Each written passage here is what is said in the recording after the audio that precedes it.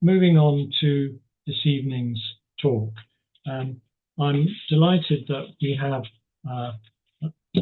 two speakers on the topic, Dr. Erünal and Alexandra Koumpouli.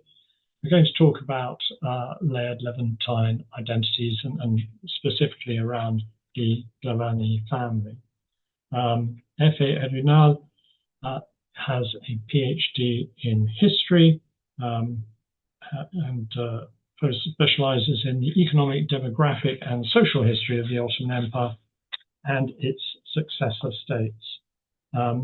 He has an interdisciplinary approach, integrating digital tools into historical research, and this earned him the inaugural Ottoman and Turkish Studies Association Award for Digital Ottoman and Turkish Studies last year. He's published in several journals, such as Middle Eastern Studies, the Journal of Balkan and Near Eastern Studies, and Nature Scientific Data. And he's currently serving as visiting faculty at Kadir Has University in Istanbul. Dr. Alexandra Koumpouli is a practicing architect with a PhD in archaeology and art history from Koç University, and her research specializes in the influence of late Ottoman urbanism on house architecture and multi-ethnic settlements in the Eastern Mediterranean. She's very interested in integrating ethnographic methods and community-centered approaches in the area of archaeological research. She's presented a work in the international conference entitled The Ottoman Monuments in Greece Revisited, and also the 17th International Congress of Turkish Art. So welcome to you both. Thank you very much for preparing your talk. I'm now going to stop sharing and I'm going to invite Efe to share his screen. Thanks a lot. Let me share from the start. So thanks again. We extend our heartfelt gratitude to the Levantine Heritage Foundation for having us, and we especially thank Craig Answer for inviting us and arranging basically everything. And we are more than happy to contribute to the foundation's ever expanding repository of information, which we have made generous use of for our research. Let me talk briefly about how our work came into existence. It started as a presentation for the European Association for Urban History, EAUH conference, Belgium, Antwerp, 2020. And our panel was titled Ottoman Cultural Mobilities. And we thought, who else other than Levantines that can be a better candidate for that, because Levantines were very mobile and they made significant novel contributions to Ottoman and Turkish architecture. And we picked the Glavany family for their significant contributions. And the event got canceled, but our panel organizers were stubborn enough to reorganize it as a separate event in collaboration with British Institute at Ankara. And after our presentation, we collectively decided that this should be an edited volume.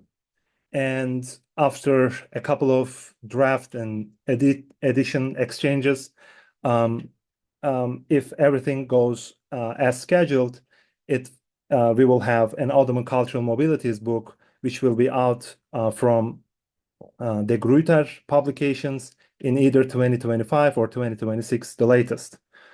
Let me also talk briefly about our presentation structure. We divided it between I and Alexandra.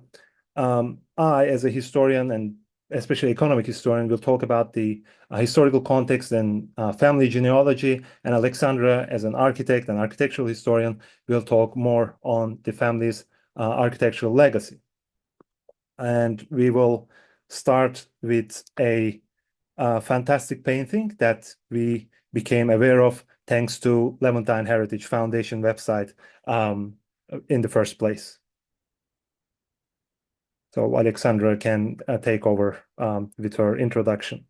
Thank you, Efe.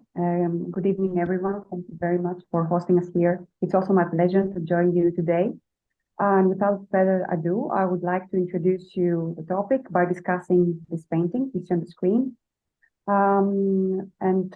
During his stay in Istanbul around 1740s, the Swiss painter Jean-Etienne Léonard, in addition to other commissions from European expatriates, was sponsored by the French ambassador, Marquis de Villeneuve, to create this painting, Monsieur Levet and Mademoiselle Hélène Glavany en costume turc. This small oil painting captures two Europeans in Turkish attire, depicted with eloquent detail, enjoying leisure time in the refined setting of an elite Turkish household. The two figures are Hélène Glavany, daughter of Saverio Glavany, former French consul in Crimea, and Francis Levet, a British, very prominent merchant who was the Lord Mayor of London. In partnership with his brother, Sir Richard Levet, they form a trading empire dealing in tobacco from both the Virginia colony and the Ottoman Empire. This painting reflects not only the wealth surrounding the two figures, but also the extensive social network Lyotard had among Europeans in Istanbul, many of whom were fascinated by dressing a la turca during his time. More importantly, it highlights the cultural interrelationships between European and Ottoman identities. However, a closer look at the figures of Hélène Glavany and Francis Levet reveals deeper narratives beyond artistic patronage and stylistic preferences. The painting hints at the complex commercial and cultural exchanges tied to Europeans in the Ottoman Empire, emphasizing their complex agency. To illustrate, Hélène Glavany was part of the Glavany family, whose lineage dates back to the 12th century, and she coincides with the first generation of the family to be born and die in Istanbul, as we will see later in the presentation. Next slide, please. It is plausible to suggest that by centering in his painting Hélène Glavany and Francis Levet, the artist, Jean-Etienne Léonard, was highlighting the French-British alliance, which would later strongly oppose the Russian occupation of Crimea in 1783 and play a significant role in shaping the Ottoman Empire's political and economic future. The painting also reflects an emerging social group of Europeans who since the 18th century had been moving to the Ottoman Empire as diplomats, merchants, and entrepreneurs. These individuals, often referred to as Levantines, of course, settled in major Ottoman cities such as Istanbul, Salonika, Izmir, Sevastopol, and Beirut. Next slide, please. So Hélène Glavany's family, like other Levantine families, moved across European and Ottoman environments, advancing in commerce, banking, and diplomacy, while making lasting contributions to art, architecture, and urban development. This research, aided by the Glavany family's extensive and intriguing networks, uses their case as a lens to explore how their mobility intervened with the Levantine identity, allowed them to forge diverse paths or connect to each other and create layered identities. It also examines the family's tangible influence on Istanbul's built environment, showcasing these multifaceted networks and highlighting their space-building role among the prominent non-Muslim families of the 19th century Ottoman society.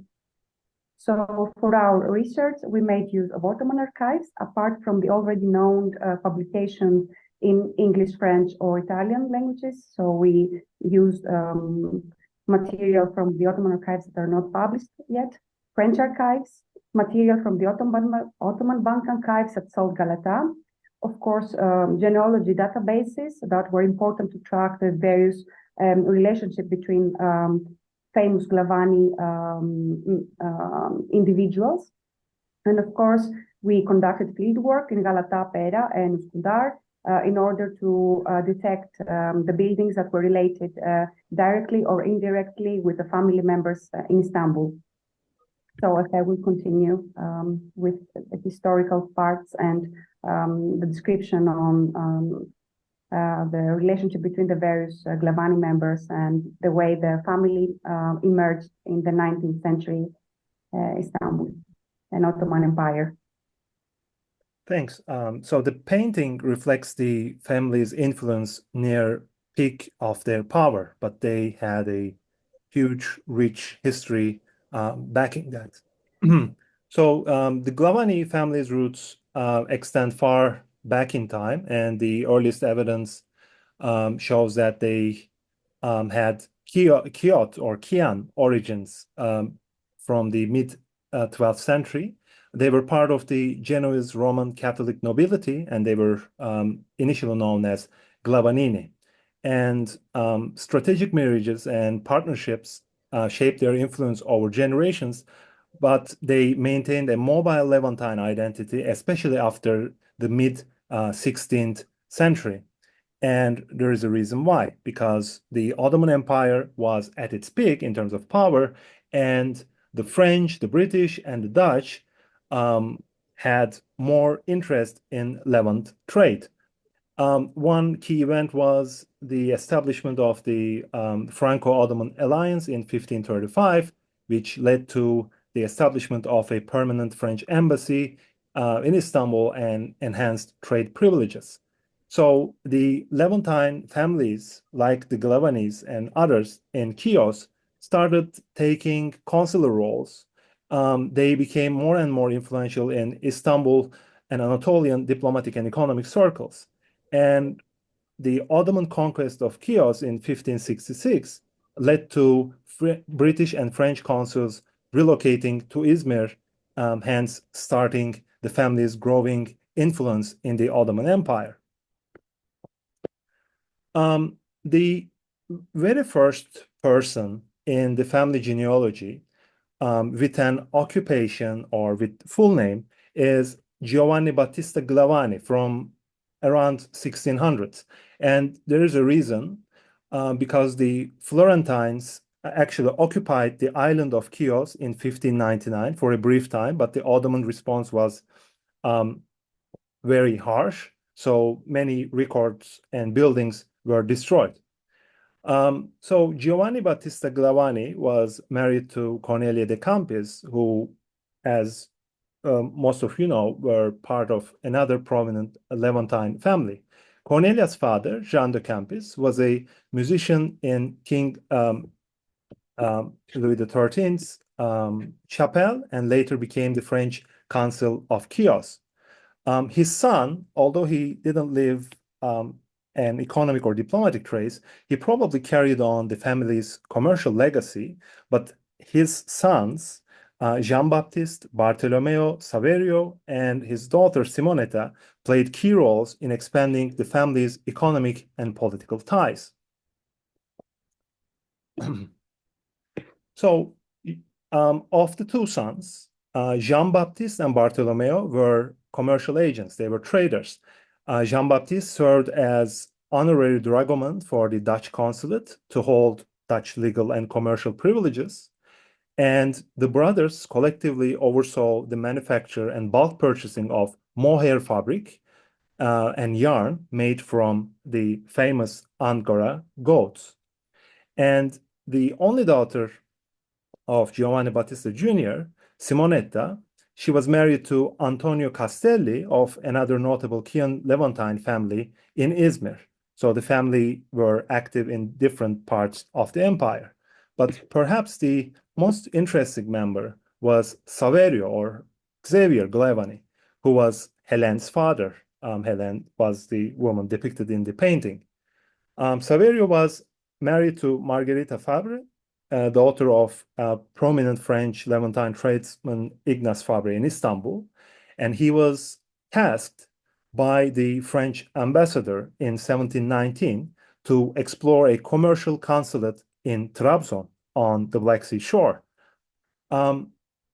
In a couple of years, he started his service on the other shore of the Black Sea, and he became the first French consul in Crimea, and he also served as personal physician to Han Mengli Giray Han in Bahçesaray, Crimea.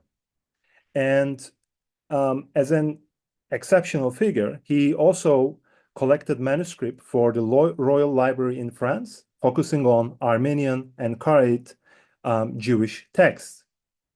His service ended bitterly due to embezzlement accusations. He went back to Istanbul, but he also had to leave Istanbul because his brother Jean-Baptiste died in Ankara, and he went there to resume the mohair trade. So where he died is uncertain. He probably either died in Ankara or in Istanbul, but it is not certain at the moment, at least. So, starting in the 18th century, the family's influence grew. Why? Because the Ottoman Empire sought Western financial, but especially military financial support and especially military alliances against Russian aggressive expansion. And in the 18th century, commodities, people, and ideas started to move faster, which fostered cultural exchange across Eurasia.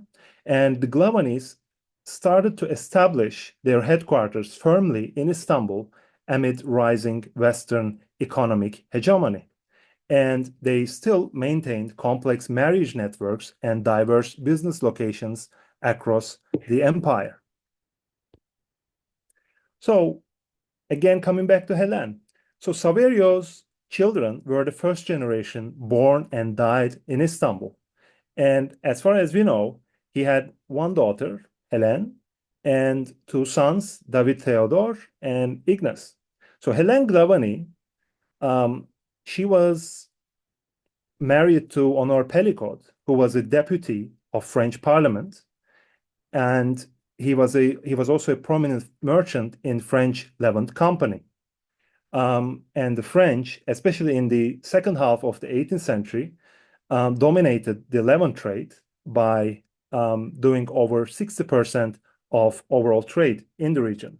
And she didn't die in the Ottoman Empire. She instead died in Marseille. Theodore and Ignace, they basically furthered the family's commercial legacy.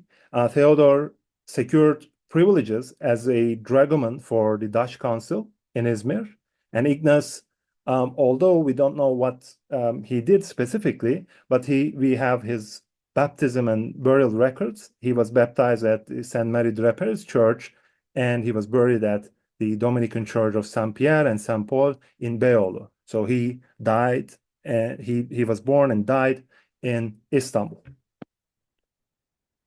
But it was truly the 19th century that enhanced the family's powers on many fronts, because for the 19th century for Ottomans was characterized by military setbacks, deindustrialization, or in other words, the loss of industrial power vis-a-vis Europe, financial distress, and bureaucratic and military reforms. And this all meant money, because all these things were very costly for the Ottomans.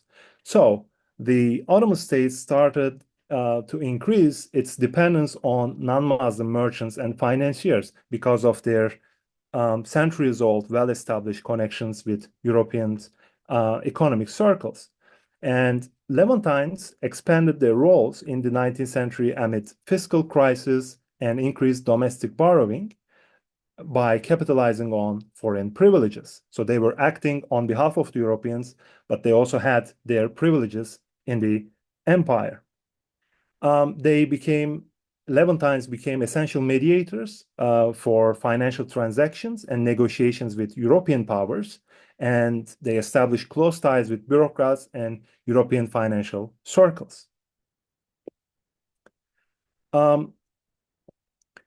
So the 19th century also meant commercialization and increased European diplomatic engagement, especially after 1820s or after the end of the Napoleonic Wars. As the world trade became more and more global, and as the Ottoman Empire was incorporated into the world economy, there was the episodes of heightened commercialization and cash shortages, which surely enhanced Levantine status. And Levantines facilitated loans and trade agreements, and they started introducing European architectural styles because all this money was coming from the Europeans, and they, thanks to their expertise and growing economic influence, started to build European-style architecture. And their main business venue was concentrated in Galata's Bank Street or Bankalar Caddesi, the financial district of Istanbul. And they initially started becoming more and more rich by charging high interest rates to the Ottoman treasury, and they suddenly became known as the Galata bankers. So in this economic picture, there were key financial developments, especially after the post-1848 European financial crisis. The Ottomans started looking for stable financial instruments within the empire first. So the Levantine bankers, Jacques Alléon and Emmanuel Baltazzi, established Banque de Constantinople in 1849, which soon went bankrupt because the Ottoman deficit was not manageable. And the Ottomans, only after this event, started looking for direct European economic help, and they got their first foreign loan from British bankers, followed by French financing, and Levantines were the main intermediaries. And after the Reform Edict of 1856, which somehow introduced the Ottoman Empire into European concert, this Reform Edict led to the creation of La Banque Impériale Ottomane, or the Imperial Ottoman Bank, or Ottoman Bank for short, in 1863, which attracted foreign capital and employed Levantine managers. So the Ottoman Bank played crucial roles, especially during the Ottoman bankruptcy in 1875. Basically, the Ottomans said, we are not paying our loans back to the Europeans, and we are declaring our bankruptcy. And during the economically demanding time of Russia-Turkish War of 1877 and 78. So once the Europeans realized that the Ottomans cannot pay their debts back, they came to the empire and established the Public Debt Administration, which was basically established to manage Ottoman finances quasi-imperially. And the individual efforts of Galata bankers reduced as a result, but they still maintained their connections because they had the know-how. Other than economy, there were other cultural and demographic changes as the Ottomans were incorporated into the world economy. More and more Europeans started coming to the Ottomans, and there were other developments, especially in terms of communications. With the introduction of railroads, steamships, and telegraph, the Ottoman world became more and more recognized in global circles. And as more Europeans came, there were significant demographic shifts, especially in Galata-Pera regions. By 1840, almost 46% of Galata's population were Europeans, and between 1840 and 1900, more than 100,000 Europeans were settled in Istanbul, reshaping districts like Galata, Pera, and Beyoğlu. So, in this very good environment, the Glavany families adopted multifaceted roles. They served as merchants, negotiators, financiers, and patrons of urban projects, and their activities significantly shaped the Ottoman Empire's economic and political ties with Europe. And they made lasting and varied contributions to Istanbul's and the empire's built environment. So, coming back to the genealogy of the 19th century, probably the first most influential figure was Gaspard Guillaume Glavany. He joined the Marseille Chamber of Commerce in 1805, and he gained French citizenship directly in 1818.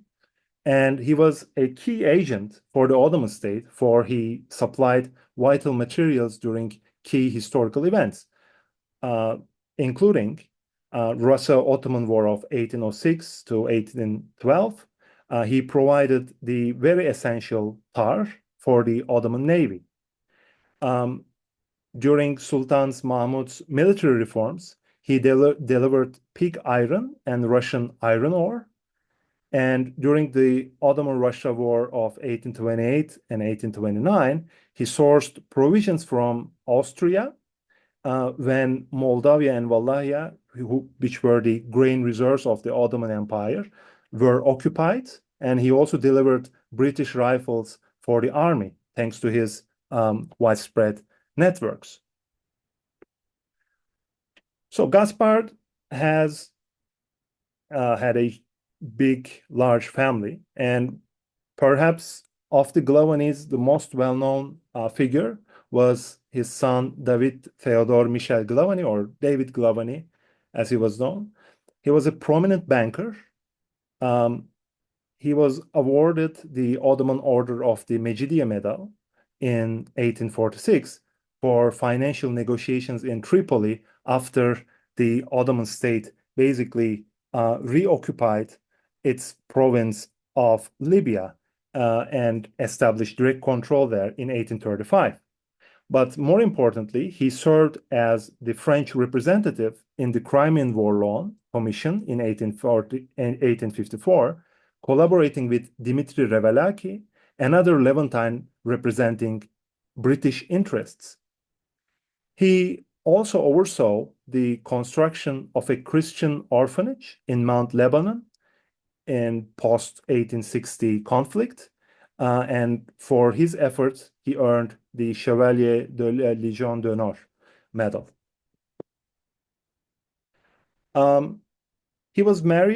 David was married to Anne Westerling, connected to prominent Levantine families. She was the daughter of Jerome or Hieronymus Westerling, Dutch watchmaker of Greek origin, and Suzanne Vuccino, part of a prominent Levantine family in Istanbul.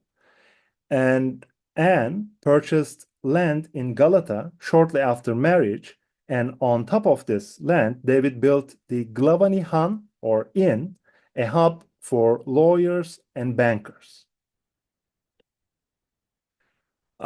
David had a brother named Jacques Cécile Barthélemy. Jacques strengthened family networks through state work and marriage into Maria Raffaelli from another Levantine family of Chian origins. He was very active in domestic trade. He established a company engaged in diverse economic activities. For instance, he imported wheat from Beirut and traded Crimean sheep and wool. And he owned textile factories in the Marmara Basin, operated shops, and a shipping agency in Istanbul. And his loans to civilians and bureaucrats across the empire are very well documented in the Ottoman archives. So David had a son named Faustin, and Faustin was an interesting person. Starting from a young age, he was a special secretary, attaché, and chief secretary at the Ottoman consulate in Brussels from 1849 to 1868, with a brief term as chief secretary in Madrid, consul and charge d'affaires in Brussels again from 1868 to 1875. Amid growing British and French interest in Egypt, he was also an architect, and he designed Temple de la Paix, or Temple of Peace, for 1867 Paris Exposition, which was designed for the entrance to the Suez Canal. Although this project did not get realized, it featured inscriptions in hieroglyphics, cuneiform, Hebrew, Greek, Arabic, Latin, Turkish, and French, reflecting the global interest in Egypt. And the Temple de la Paix, you can see that in the picture, and the hieroglyphic inscription is underneath it. So Faustin was also a key actor in Ottoman communication developments. He facilitated Oriental railway connections because initially the Belgians were the main investor, but he managed financial arrangements with the Belgians. But once the Germans and Austrians became more powerful in the picture, and Belgians basically did not get involved in the project, he basically renegotiated concessions for improved Ottoman oversight in the Balkans because the Austrians were very interested in these regions.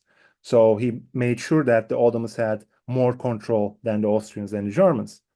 So for his activities, he was awarded the medals of Mejidie or Léopold, de Zebele le Catholique, du Saint-Sepulcre, and he died in Brussels in 1879. David's brother Jacques has a son named Antoine Alfred Glavany. So Alfred advanced family stature in diplomacy and technology. He was interested in a tram project. He proposed extending Istanbul tram line from Yeni Cami to Eyüp in 1872, but his proposal was rejected by the state. But as a diplomat, he was burdened with a crucial mission, and he oversaw migration of Dobruja Muslims to Ottoman territories after the Ottoman-Russia War of 1877-78, and he received compensation from Bulgarian and newly established Bulgarian and Ottoman governments. So Alfred was also interested in the infrastructural development of the empire. He was involved in the foundation of the Beirut Port Company in 1886, which modernized port facilities by 1894. And in order to connect it better with its hinterland, he sought rights for Beirut-Damascus Railway in 1891, but he was unsuccessful because the Ottomans didn't want him to be too much powerful. Abdülhamit II himself.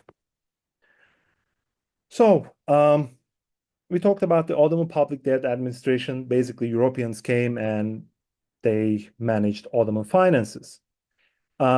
This public debt administration reduced the influence of traditional Galata bankers, but Glavany still remained active in various Ottoman bank branches. As you can see, the gentleman to the right, these pictures are taken from Ottoman Bank archives. They have fascinating albums. If you go to South Galata archives, you can find many Levantine bankers' photographs, if they had one. So Alfred Glavany, very interestingly, in 1889, petitioned the Grand Vizierate of the Ottoman Empire for a public debt administration position. And the reason for that, he cited the family's declining economic power despite their historical service. We are not certain about his intentions when he wrote this petition, whether he was saying a true thing or he was lying.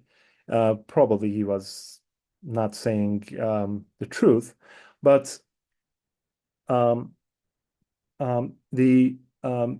Glavany's, even if we take his word at face value, although the family's power was decreasing, their visibility was actually increasing, and it was thanks to their novel, multifaceted architectural contributions in Istanbul and beyond. And now I would like us to switch the perspective of our discussion by delving into the domains of architecture and urban fabric with a focus on Istanbul and try to detect the Glavany's within the city. So as steam locomotives filled the air with smoke and large port facilities, imposing banks and modern apartment buildings transformed the urban skyline, the influence of the Glavanis and other Levantine families on Istanbul's urban fabric became increasingly evident. Here you can see some general photographs. Most of you might have been familiar with these photographs. On the left, there are perspectives of Grand Rue de Pera, or the modern, the present-day Istiklal Caddesi. In the middle, we see Galata Bridge, and on the right, a view from Eminönü to Bosporus and Galata. Next slide, please. And this is another series of maps. So you get, so for those who are not familiar with the topography, that shows on the top left, the various districts of Istanbul and the first municipality, which was the sixth district of Peren Galata that you see on the right in an Edward Gold's map for fire insurance companies map. On again in the center, you see the neighborhood of the Tepebashi, where the Glavanis have a very strong presence based on our research. So being one of the research families of Galata and Pera, they had a strong presence there.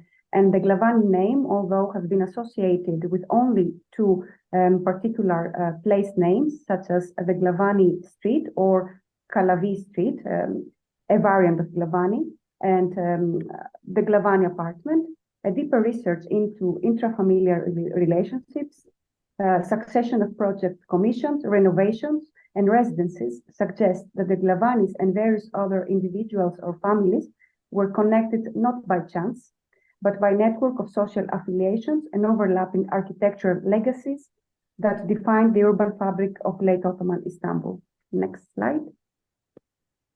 And this is just a brief window, into this architectural milieu that we will try to highlight here. An eclectic milieu of buildings that are designed by architects or craftsmen without a diploma, without a degree of architecture, however, resilient enough to adapt into the developments that mainly came from the big European schools of architecture, namely the École des Beaux-Arts in Paris, and the changes that undertook in the educational system and the qualifications of architects within the empire after the establishment of the Imperial School of Fine Arts in Istanbul in 82.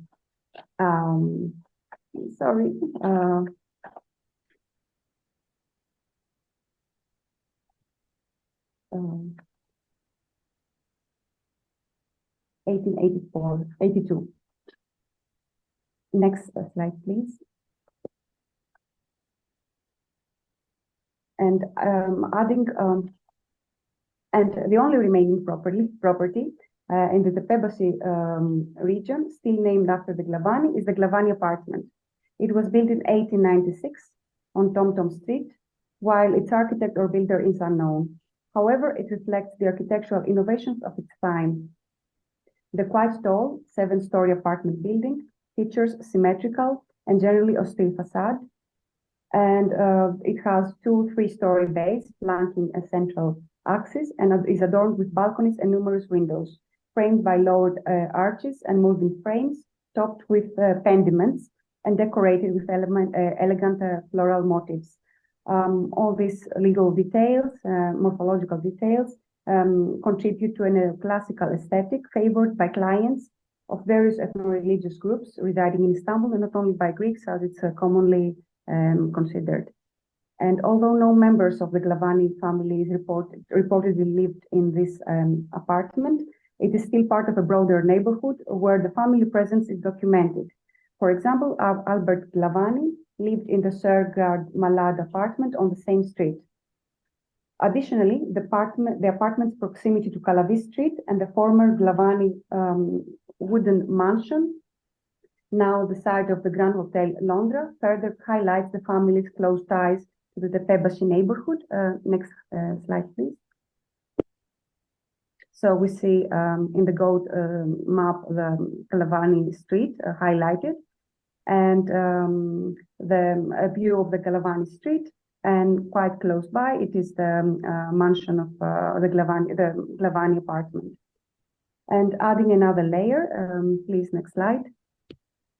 The Grand Hotel Londra, built in 1891 or possibly 1892 by the Italian architect Guglielmo Semprini, was owned by Adamopoulos after passed by the Glavany's to him.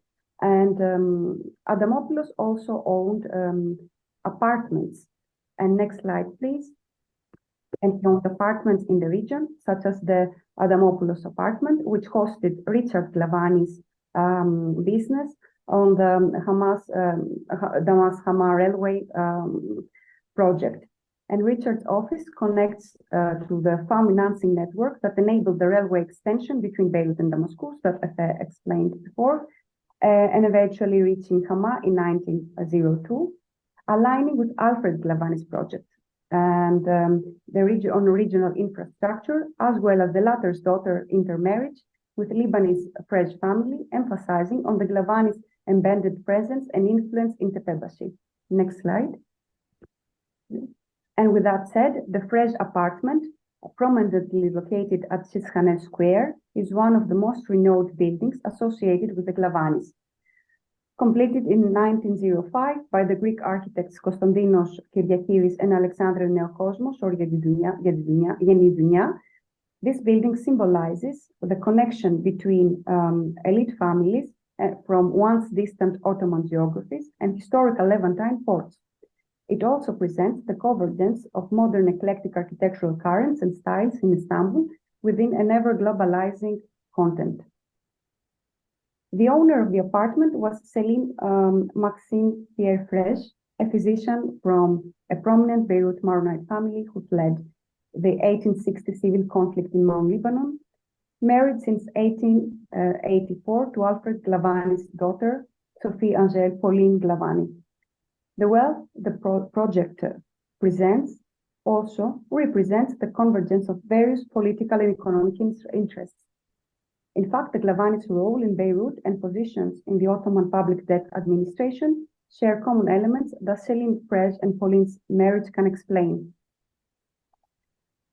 The Fresh apartment features two basements, a ground floor dedicated to commercial use, that was also an innovation of the 19th century, and to use a building both for commerce and for residing, and 5 upper floors designed for spacious, comfortable living. The overall volume of the building presents a sense of plasticity on the main facades with structural and morphological projections. The curved corners and the mansard roof reflect typical Beaux-Arts architectural elements. Art Nouveau details, including floral decorations and sculptures, complete this eclectic composition. And although there is no explicit documentation on the commissioning processes, the interactions between architects like Kyriakidis and Yenidunia, their clients such as Glavany's and Fresh, and tenants reveal a broad network of collaborations within a shared social milieu where professional circles frequently intersected. Next slide, please. The Glavany's were also involved in the management of public buildings. As Efe also pointed before in the slides, an illustrative example is a building that now houses the Salt Galata and the Ottoman Bank Museum in Bankalarca, the same. In that particular place in Galata, as you see also on the maps, it was located the Glavany Khan that was sold in 1890 by David Glavany and Anna Westerling's heirs to the tobacco company. Right opposite of that street of the Bankalarca, the sea, in the location of the bank, we see the Creston Inn, while as David Glavany's heirs were also involved in other businesses with inns, partnering other prominent Levantine families such as the Crespins. And the Crespins, like the Glavany's, had a street named after them in Pera, and the Crespin Inn, right opposite of the bank, also hosting some of Glavany's members' insurance companies. Next slide, please. The new office and bank building, featuring a neo-Ottoman facade towards the Golden Horn, as you can see in this slide, and a neo-Renaissance facade towards the street, is indicative of the eclectic architectural vocabulary adopted by its architect, the renowned Levantine, called the Beaux-Arts graduate Alexandra Valory. Valory left his architectural signature in Istanbul not only by the variety of public and private projects he commissioned, but also by his academic influence. And with that said, Valory was one of the founders of the Imperial School of Fine Arts, who transferred his eclectic approach in architecture to whole generations of architects, including Kyriakidis and Yedidunia, who were from the first graduates of the Imperial School of Fine Arts and produced projects such as the Fresh apartments we saw before. This eclectic, please next slide. And here we can see also the facade towards the street, and again another photograph from the facade towards the Golden Horn. And next slide, please. And apart from their presence, the strong presence in Tepebashi, as we can see also in the map with all the dots that we try to point out, the Glavanis expand across the across the Bosporus. And for example, we have an information about a seafront mansion in Findikli. However, we couldn't trace this mansion, probably doesn't exist anymore. That was also a common property of the Glavanis and Crespin's heritage. Next slide, please. So, leaving the bustling Pera behind, the Anatolian side, such as Uskudar and Moda, offered the 19th century upper classes of Istanbul, including the Glavanis, a retreat into serene peripheries, rich in natural beauty, fruit gardens, and leisure opportunities. These areas provided an ideal setting for balancing business life with seasonal enjoyment of beautiful landscapes, the Bosporus and the Sea of Marmara. From the second half of the century onward, the expansion of Şirketi Hariye's ferry services that initiated in 1852 facilitated communication between the commercial center and these leisure destinations along the upper Bosporus, including Uskudar, Kadikeri, and Princess Islands and Marmara. The emergence of new summer residences and public buildings for the elite followed, as expected, again an eclectic architectural style approach rooted in historical revivalisms. Architects who have worked in the city center also extended their project to the periphery, as seen in Siemprini's designs for German clients along the upper Bosporus, or Barborini's works in Moda, who are also related to various projects commissioned by the Glavany networks within the city center. Next slide, please.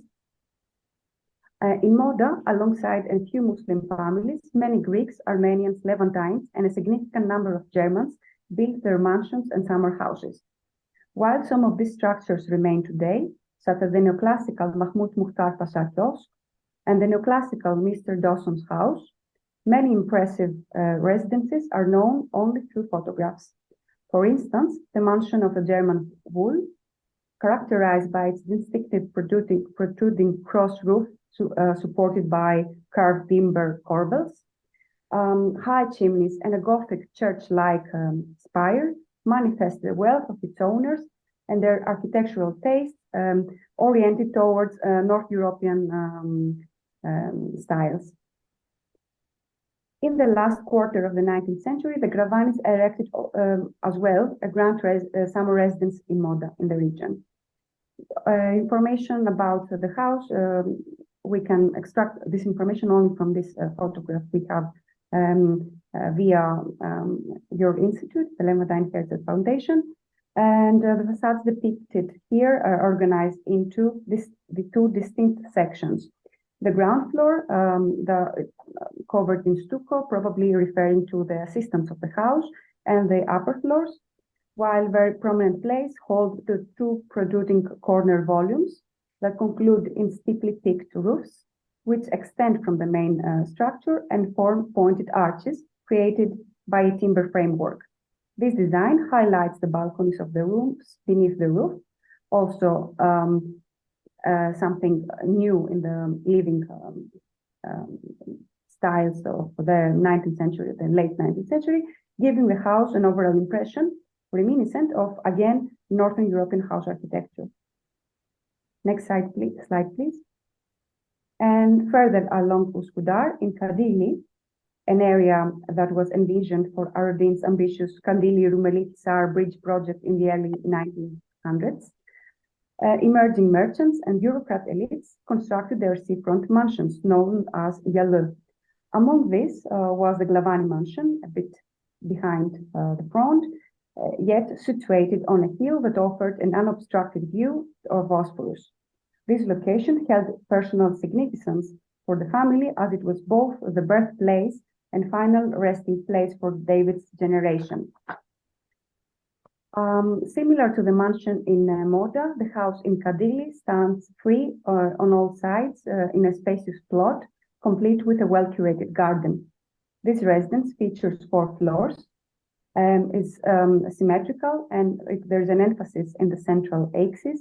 On the side you see in this photograph, it's the northeastern side. A full-height bay serves as the main entrance and provides vertical circulation within the house. On the other part, towards the view, there is also a central bay, restricted in the upper floor, reminding more of an Ottoman house. Again, giving this eclectic approach to this house towards more neoclassic monumental impression.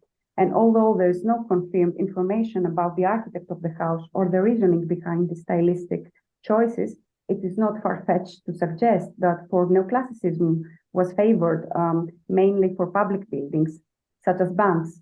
A neoclassical mansion would also must have reflected David Glavany's prestigious banking profession. This choice in architectural style likely served to enhance his status as a banker, as the neoclassical design conferred a sense of prestige and authority. The architectural contributions of the Glavany reflect the family's dynamic identity as they navigated Istanbul's elite social circles and European avant-garde trends during the late Ottoman Empire and period. Their commissioning of eclectic structures embodied their international connections, adaptability, and openness to modern lifestyles in shared apartments within the city and summer resorts in the peripheries. So the 2 pictures are looking very different, and the renovation was made in 2022, 2 years ago. But the renovation has quite an adventurous history behind it. In 1970, the Turkish state basically declared the Glavany mansion in Kandilli as an abandoned property, and it was transferred to state treasury. And in 1989, the property again changed hands and was transferred to Ministry of Education for school use. And it was actually the local residents who didn't like it to be repurposed because they just didn't want children noises around. So again, nothing was built in its place, or it wasn't renovated for 15 years. And Istanbul Cultural and Natural Heritage Preservation Board designated the building for public use. And only after this, 12 French Glavany heirs came to Istanbul and claimed inheritance rights and halted repurposing. So the media had no idea who these French people were, and they were confused because they gave the news as the following. The British banker David Glavany was the original owner. So why French people came to Istanbul to claim it? They didn't have any idea. And the building wasn't repurposed again. In 2021, treasure hunters damaged the mansion in search for some, I don't know, gold or whatever. But Üsküdar municipality, after this horrible event, acquired at least usufruct rights, and the mansion was transformed into Nem Mekan, or New Place Kandilli, featuring a library, art gallery, academic spaces, and cafe for various purposes. Now it is frequented by Istanbulites escaping the hectic of central Istanbul. But why the media was uninformed was because the Glavany's memory was erased from the people, from the minds of the Turkish people, because many Glavany's left Turkey in the aftermath of World War I.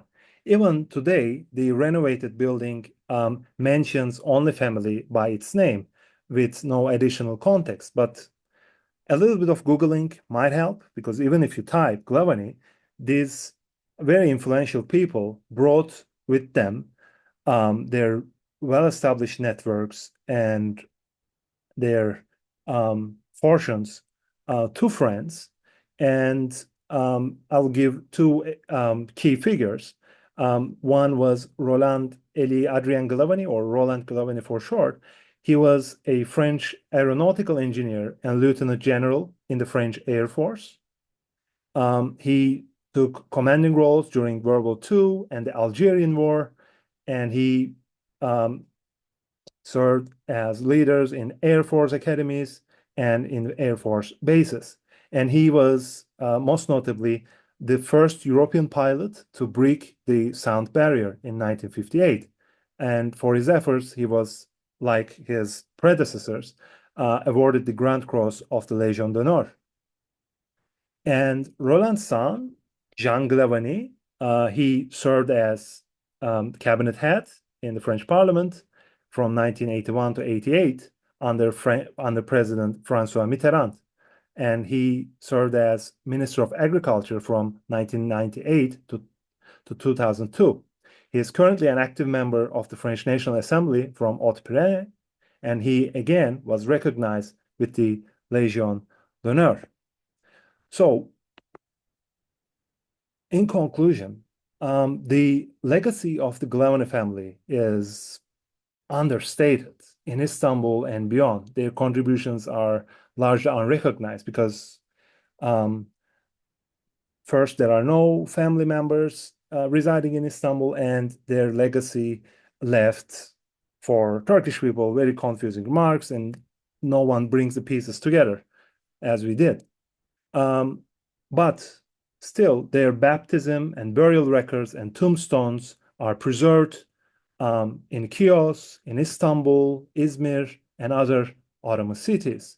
And beyond these marks, they, as we understand, had wide networks spanning Chios, Crimea, Genoa, Galata, Alexandria, Ankara, and beyond, bridging the Red Sea, Black Sea, the Mediterranean, and the Atlantic. So usually the Levantine identity is discussed with reference to it being a supranational identity. The Levantines are not Europeans enough, they are not Orientals enough, but beyond these identities, they also had significant economic and political identities because they were very influential in trade, in diplomacy, and in banking, as well as in architecture. And we argue that it is their exceptional mobility that underscored Levantine in-betweenness and their crucial impact. And in terms of, it is actually this mobile identity that led to dense cultural exchanges and multi-layered ways of expressions, which shaped the socioeconomic and architectural landscape in early modern and modern Ottoman periods. And with this, we conclude our presentation today, and we thank you for your time. Excellent. Thank you so much, Efe and Alexandra. That was excellent. We've now got time for some questions from the audience. If you'd like to ask a question or comment or connect in any way, you can raise a Zoom hand, you can turn on your video and wave at me, and I will invite you to speak. So while you're thinking about a question, I'm interested in this question of identity. So I think you mentioned Faustin Glavany, who was representing the Ottoman government as a consul in Belgium. Was that purely as an agent, or was he or any other Glavany's, did they actually cross over and become Ottomans as some Levantines did in their various different careers? We basically took Faustin Glavany, who was the consul in Brussels, as an example, but there were other, for our chapter's purposes, less significant actors in world or in Ottoman European diplomacy, but they surely acquired different identities, but they mainly worked for the Ottoman Empire. But I might not have gotten your question right because you were disconnected for me. Sorry. Oh, sorry, but maybe I'll take another example. So there was a picture of Osman Glavany, Yeah. a banker. Did he identify as French or Ottoman? In terms of nationality, it's difficult to talk about nationalities, but did any of them move more to the Ottoman side than perhaps to the French side? Okay. It is hard to discern, as in the case of other Levantine families, because even in the Ottoman archives, you see a confusion in the language of the documents. They are sometimes referred to as French or sometimes Belgian.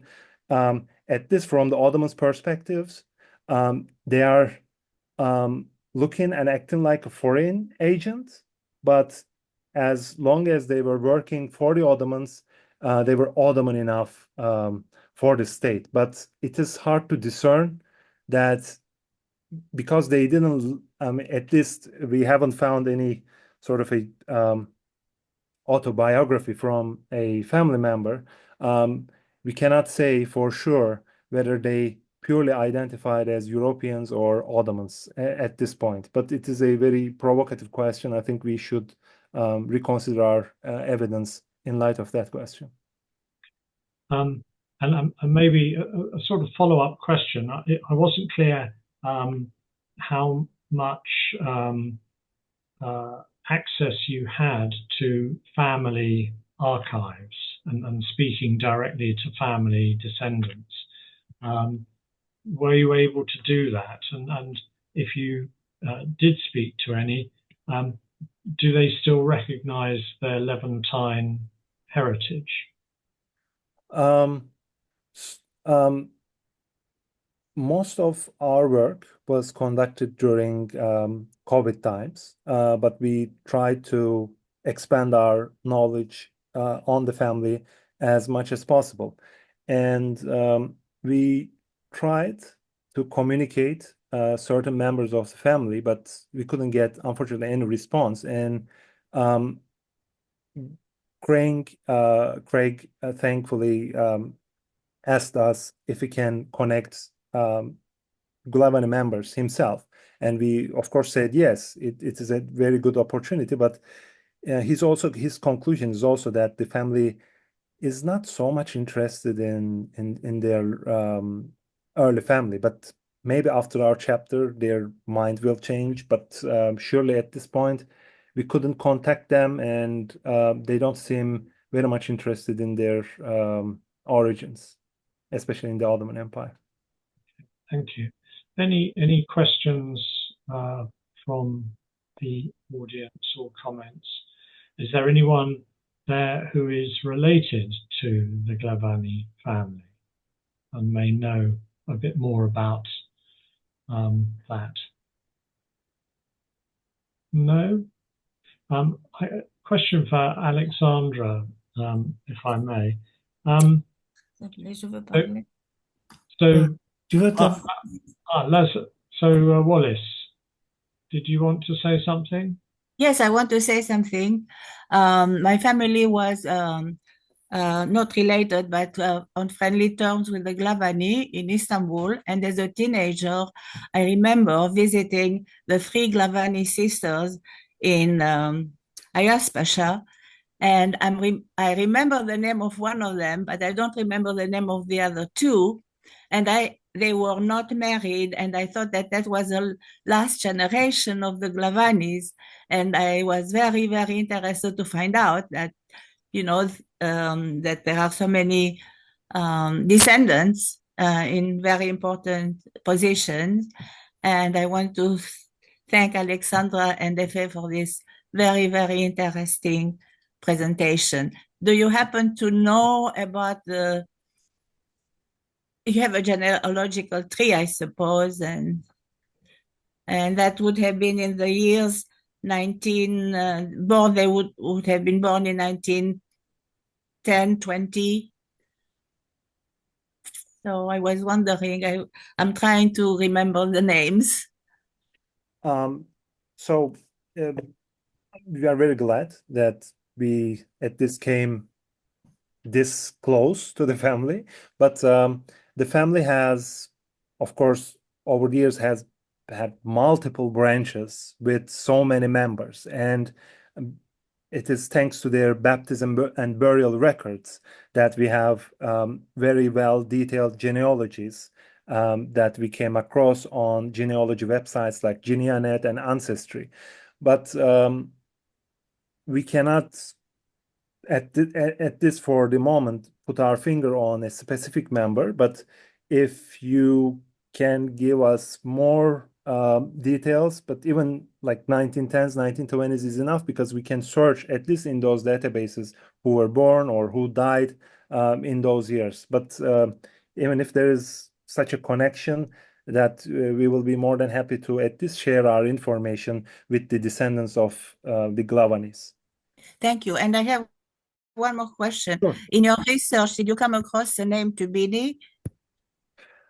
Yes. Yes. I mean, again, we are basically writing a chapter that is like 25, 30 pages maximum. And these people had intermarriages and various business partnerships with other Levantine families. And I remember a couple of instances where Tubini name arises, because yes, they were married. At least one or two members were married to Tubini family members. But I can directly share our information after I make a couple days of research. Sure. I just want to mention that I'm a descendant of the Tubini family, and I met several of the descendants of the name that you mentioned. So that was particularly interesting to me. Thank you very, very much. Yeah, surely. We are glad. We are glad. Excellent. Any other questions? Otherwise, I got one for Alexandra. So you mentioned that the Glavany family brought in European styles, and you mentioned one or two architects. Were the architects Europeans who had settled in Istanbul to practice, or were there local Turkish architects who'd been to study architecture in Europe and brought back those styles? Yes. So Yerdunya and Kiryatidis were rooms. They were local. They studied in Istanbul. So when it comes to architectural styles and architects, I don't think there is a pattern or a preference to a particular architect, but I think the appointment of an architect has been related to other factors, maybe acquaintances, and that's why we find several buildings. For example, there's a Barberini that was not a local architect, but he came from abroad, and he was also participated in the creation of the handbook of architectural styles that was used for an expo, for example. He was also one of the architects that interrelated with the buildings where Glavanis lived. At the same time, Gedidunia and Kyriakidis were locals. And at the same time, we don't have information for the architects of some buildings, so it might make us think that there was a contribution of craftsmen in these buildings, which was also very likely to happen. We cannot consider that only there was an architect building these houses, although their advancement in technologies, also the local craftsmen were able to construct such buildings. So I think they commissioned everyone who was related to the circles they had. Okay. I don't know if that answers the question. Thank you, it does. And just a follow-up question about the Kandili house. So you said these Glavany French descendants came to claim, and I wasn't clear, it was rejected, and has the ownership now been settled as the municipalities? Yes, as I said, I think the building belongs now to the municipality. I don't know to what extent the Glavany members have rights in the ownership. So far as I know, they only have the usufruct rights, but the family is not strictly pushing for no repurposing. But the building was, I think, repurposed well, and it was in a very bad situation before a renovation. But I think the Üsküdar municipality has usufruct rights, but I should look more into that. But the public information I could have found so far, I found so far, basically shows that it is no full ownership, but basically usage rights that the Turkish side has. Okay. Just looking around the room to see if anyone else would like to say anything or ask a question. Last question from me. So you are preparing an article for a book, but you say it might take another year for that publication to come out. Is that correct? Basically, it is because of, this all publishing bureaucracy. I mean, it will take like a year because the publishing house will put it on for 2026 publishing year, whatever. But even if we are too optimistic, it will be out in 2025, but latest in 2026. Okay, because my follow-up question is, what's your next piece of research, and have you sort of finished at this point, or is there more that you want to research and put into that article? So as I said in my previous answer, we haven't yet delved into all branches of the Glavany family. Maybe a next step may involve digging as far as we can get, digging as far deep as we can go, so that we can reveal all archival information about the Glavany family. But another project may involve strategic marriages and business partnerships with Levantine, among Levantine families, like again, the Glavanys, Tubini, De Campis, and others, because coupling their genealogy and their diplomatic and economic achievements in the Ottoman Empire with their architectural legacy produce such vivid picture of the overall Levantine heritage.